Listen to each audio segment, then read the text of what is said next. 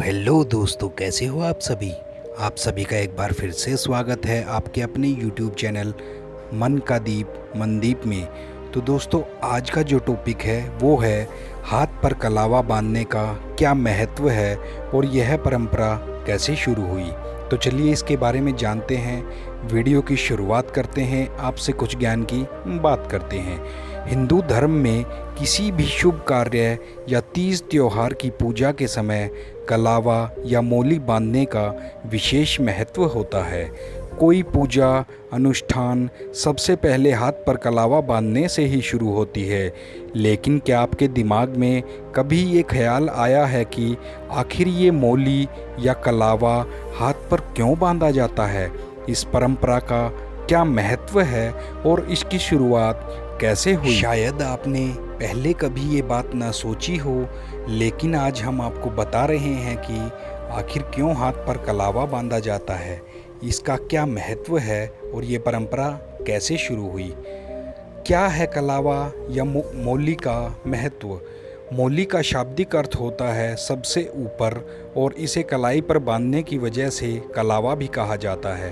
कहते हैं कि मोली का वैदिक नाम व उपनाम मणिबंध है और इसका तात्पर्य सिर से भी होता है। भगवान शिव के सिर पर चंद्रमा सुसज्जित है, इसलिए उन्हें चंद्रमौली भी कहा जाता है। मोली या कलावे को मुख्यतः 3 रंगों के कच्चे सूती धागे से बनाया जाता है, जिसमें लाल, पीला और हरा रंग शामिल है। कभी कभी यह 5 रंगों से भी बनता है और नीले व सफ़ेद धागे का भी प्रयोग होता है। 3 धागों से अभिप्राय त्रिदेव, तो 5 धागों से अभिप्राय पंचदेव से है। कहा जाता है कि हाथ में मोली या कलावा बांधने से त्रिदेव ब्रह्मा, विष्णु और महेश व 3 देवियाँ लक्ष्मी, गौरी और सरस्वती की कृपा होती है। ब्रह्मा से कीर्ति, विष्णु भगवान से बल तथा शिवजी जी से मनुष्य के दुर्गुणों का नाश करने का बल मिलता है। हाथ पर मोली या कलावा बांधने के बारे में कई लोक कथाएं भी प्रचलित हैं। कलावे को रक्षा सूत्र के रूप में हाथ पर बांधा जाता है। कहते हैं कि प्राचीन समय में वृत्तासुर नामक एक राक्षस हुआ करता था, जिसके आतंक से पृथ्वी को मुक्ति दिलाने के लिए देवताओं ने उससे युद्ध किया।